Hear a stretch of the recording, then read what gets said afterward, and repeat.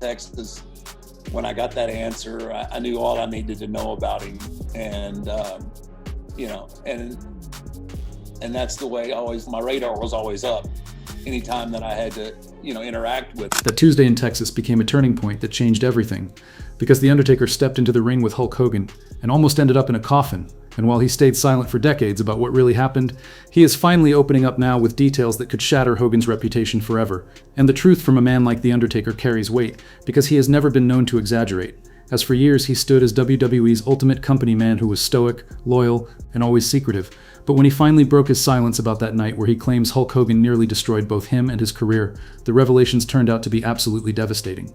Think about that moment when The Undertaker had just been crowned champion, a massive achievement that should have launched him straight into superstardom, because this wasn't just another title change, it was WWE placing its future on a character unlike anything the wrestling world had ever witnessed, yet only days later, the championship was snatched away under the cloud of Hogan's supposed injury. And to truly grasp the weight of this betrayal, you have to understand the wrestling climate in 1991, a time when the build-up to the Monday Night Wars meant every decision carried enormous consequences, and every storyline had the power to make or break a career. And Hulk Hogan at that point wasn't just a top star, he was a worldwide sensation who transcended wrestling itself, with his face on lunchboxes across America, his voice filling Saturday morning cartoons, and his larger-than-life image starring in Hollywood movies like No Holds Barred and Mr. Nanny. And to Vince McMahon, Hogan was far more than a wrestler. He was the golden goose and the foundation of an entertainment empire that raked in millions through merchandise, licensing, and pay-per-view events. Hogan's image was everywhere, from action figures to vitamins, building a multimedia empire that turned WWE into a household name. But no empire lasts forever,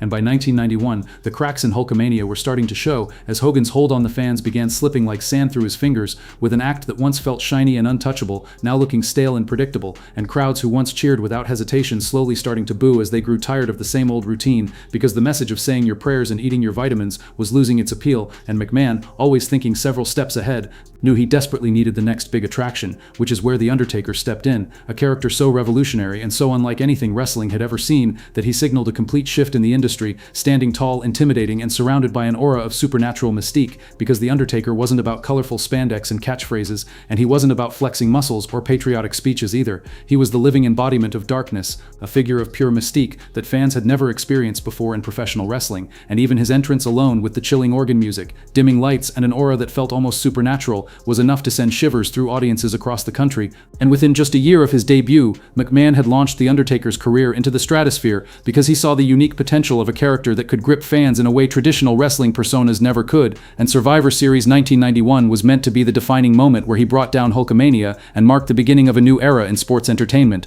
But Hogan wasn't about to let that happen without resistance. And Hogan's weapons of choice weren't limited to what happened inside the ring, because the first red flag appeared hours before the match even began, in a detail that might seem small to outsiders, but instantly set off alarm bells in The Undertaker's mind, since wrestlers usually arrived at the arena around midday or maybe 1 o'clock, following a routine that had been the unspoken rhythm of the business for years, a schedule that everyone knew and respected. But on that day, Hogan showed up far earlier than expected, which was unusual for a veteran who knew the business inside and out, and suspicious for someone who normally stuck to the established protocols without fail, and The Undertaker picked up on it immediately. So I remember getting there about noon, and Hogan was already there. And I'm walking down the hall. Red flag number one. Red flag number one, right?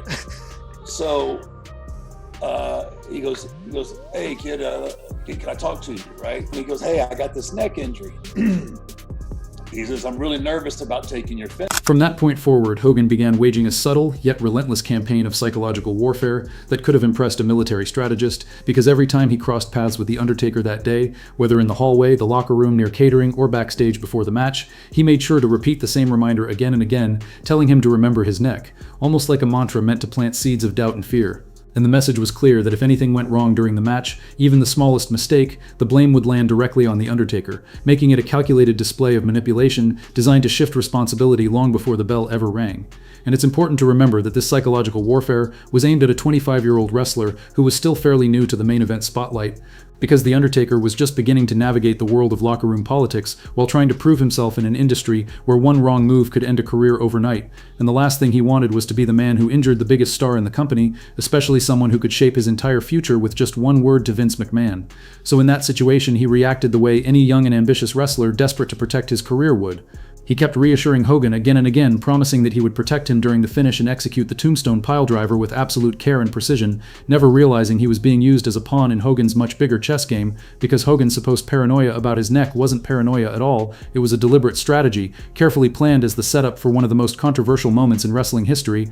And when the match finally began, with thousands of fans on their feet and millions more watching from home, The Undertaker delivered the tombstone piledriver exactly as promised, with textbook execution that was secure, protected, and completely safe, because every precaution had been taken and every detail accounted for, leaving him absolutely certain that the move had been performed flawlessly. But the instant his knees hit the canvas, Hogan launched into an Oscar-worthy performance. As soon as my knees hit, I hear, "Oh,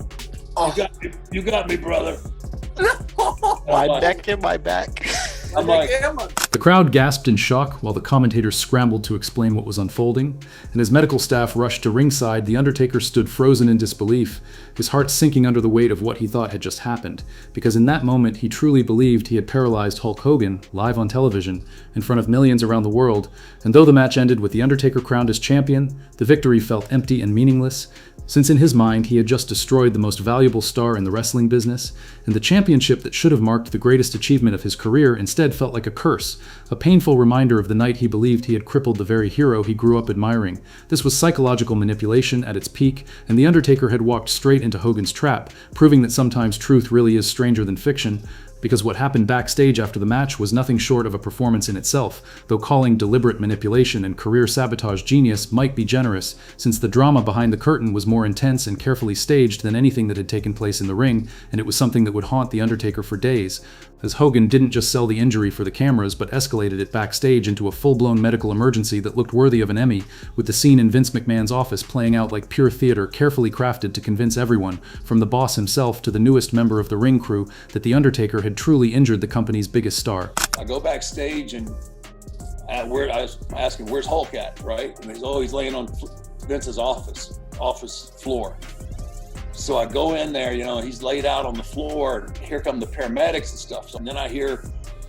"Somebody get my wife and kids on the phone." This wasn't just Hogan selling an injury for the cameras or adding extra drama for the fans. This was him making absolutely certain that everyone who mattered, especially Vince McMahon, believed without a shred of doubt that he had suffered a serious, possibly career-ending injury. And the call for his wife and children was the masterstroke, the detail that convinced even the most skeptical eyes that this was a genuine emergency. While The Undertaker stood nearby completely mortified and confused, watching his hero writhing on the floor in apparent agony, and what should have been the proudest night of his career had instead been drowned in guilt and fear, and with that came the soul-crushing belief that his wrestling career might already be over before it had even truly begun. Because for days after Survivor Series, The Undertaker carried that psychological burden like an anchor around his neck, with guilt so heavy that it consumed his every thought and robbed him of the chance to enjoy what should have been the honeymoon period of his very first WWE Championship reign, leaving him unable to sleep, unable to eat, and unable to think clearly, as every time he closed his eyes he saw Hogan's face twisted in pain and heard those haunting words, "Oh, you got me, brother." And I'm like, "No, man," I just couldn't hear it. I was like, "No, man, I heard him." I don't know what, I couldn't put a thought together.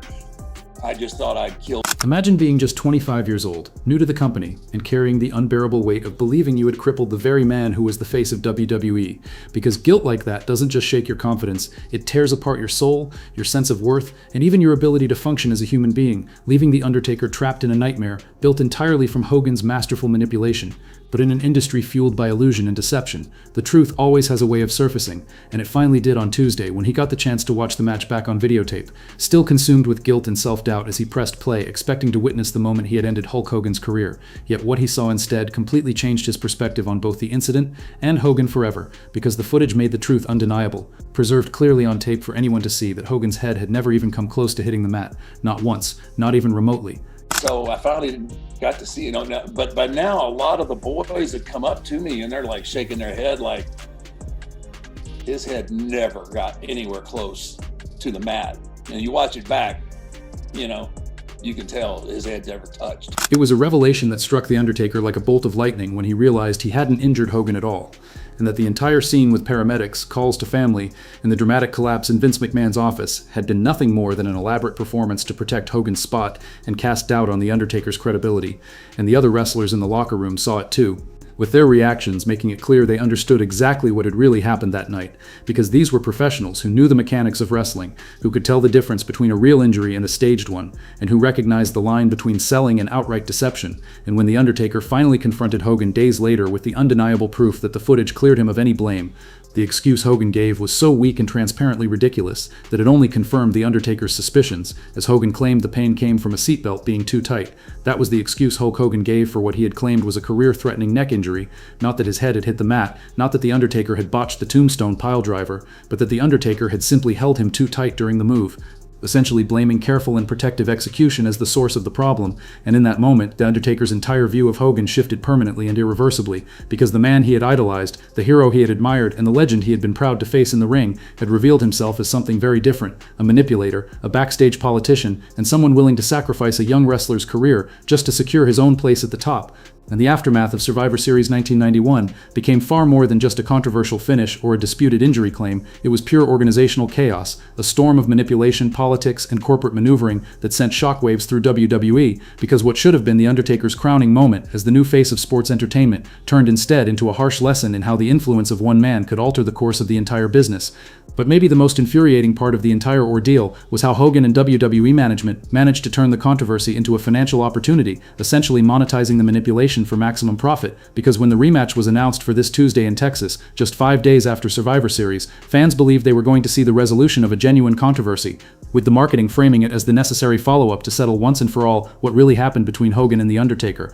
But in truth, it was nothing more than a carefully crafted bait and switch designed to squeeze extra money from an audience that had already paid once to see what they thought would be a definitive ending, and the numbers told the real story of fan disillusionment colliding with corporate greed, as Hogan and Vince McMahon didn't just manipulate The Undertaker, they undermined and cheapened his very first championship reign. They turned the controversy into a tool to push another pay-per-view less than a week later, manipulating fans into thinking they had to buy a second event to finally see the true conclusion of the storyline. But the drastically lower buy rates for that show proved that fans weren't buying into the narrative, both literally and figuratively, and the psychological weight of that night in 1991 would echo throughout The Undertaker's entire career, shaping not only the way he handled backstage politics, but also his deeper views on trust, loyalty, and survival in the wrestling business. Like I said, from that Tuesday in Texas, when I got that answer, I knew all I needed to know about him, and and that's the way I always. Then my radar was always up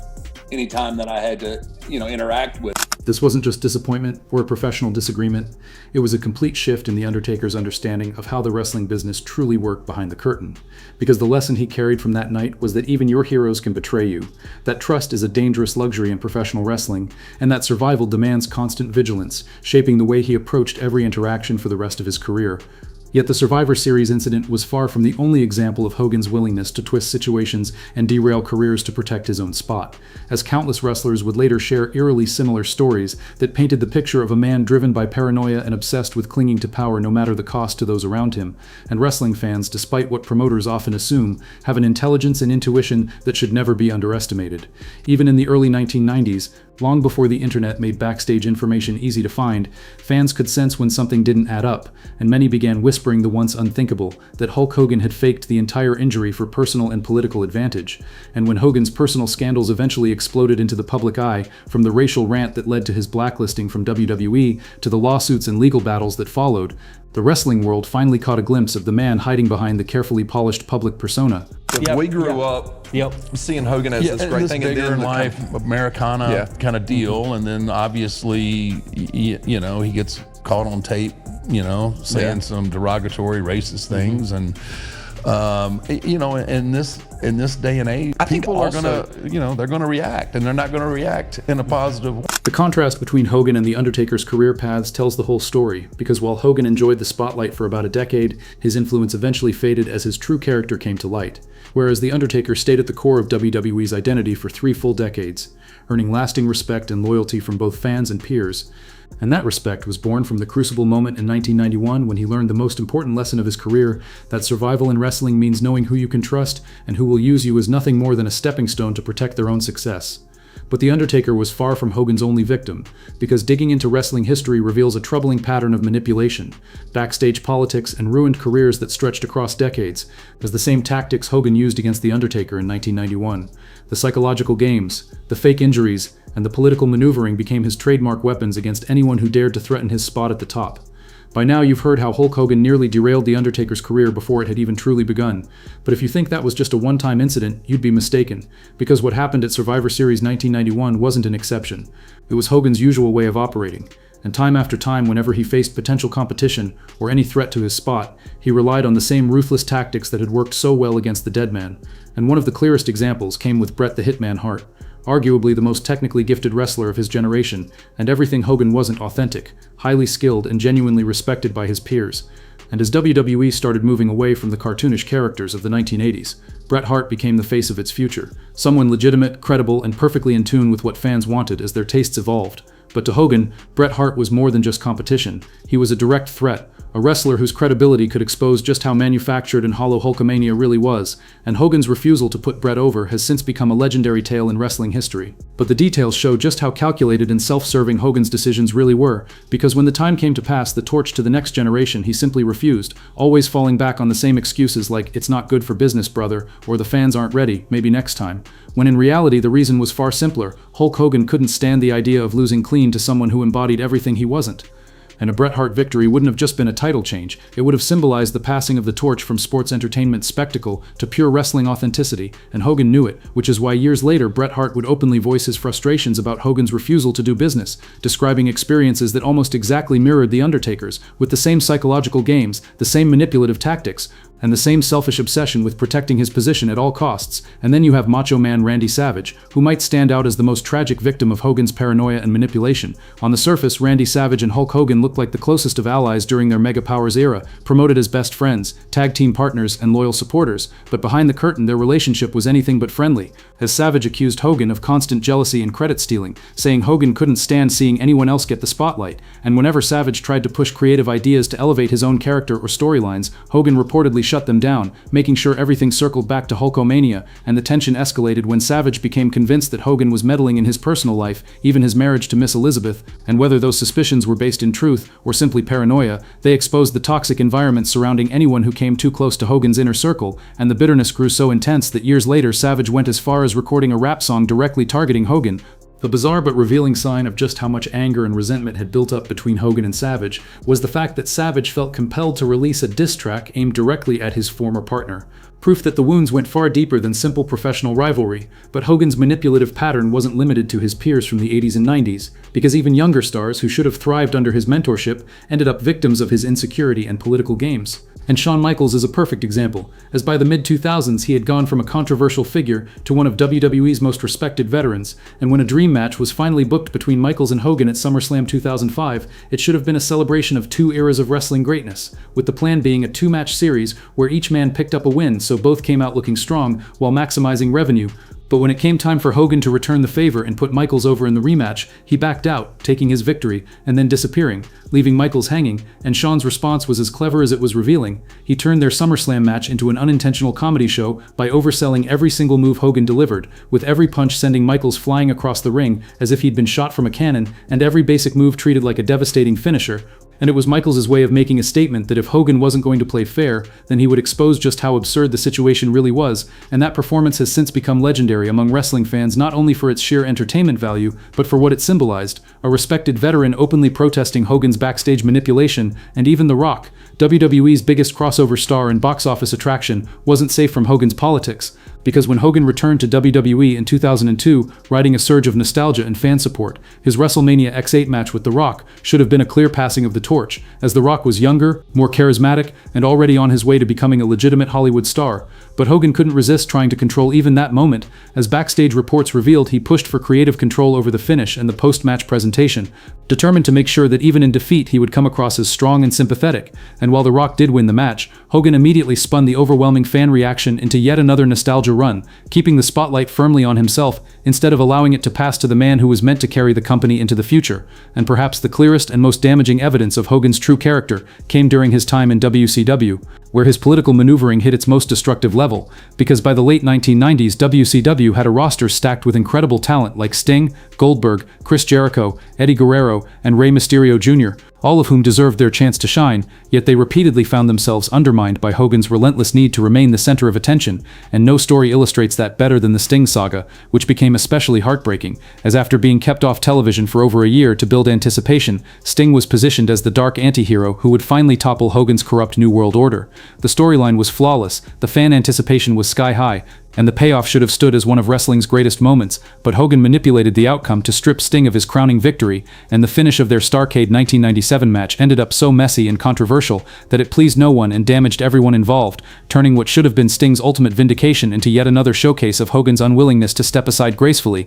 and Goldberg's treatment turned out even worse. Because when the former football player became WCW's hottest act with his unmatched winning streak, he embodied exactly what the company needed to challenge WWE's Attitude Era youth, athleticism, and real toughness. But Hogan at first refused to lose cleanly to him, forcing WCW to air the match on free television instead of pay-per-view, giving away what could have been one of their biggest box office draws simply to satisfy Hogan's political demands. And even after losing, he immediately started plotting to regain control, orchestrating the infamous finger poke of doom that handed the WCW championship back to his faction and permanently derailed Goldberg's momentum. The pattern never changed. Hogan would resist at first, eventually give in under pressure, and then immediately work to undermine and reclaim whatever he had been forced to lose, and by 2000 his political games reached their breaking point at Bash at the Beach, where he was finally booked to lose cleanly to Jeff Jarrett with no strings attached and no creative control. But instead of doing business, Hogan refused, lying down in the ring and forcing Vince Russo to publicly shoot on him, ending Hogan's WCW career in the most humiliating way imaginable, and it served as the perfect conclusion to a pattern that had begun with The Undertaker back in 1991.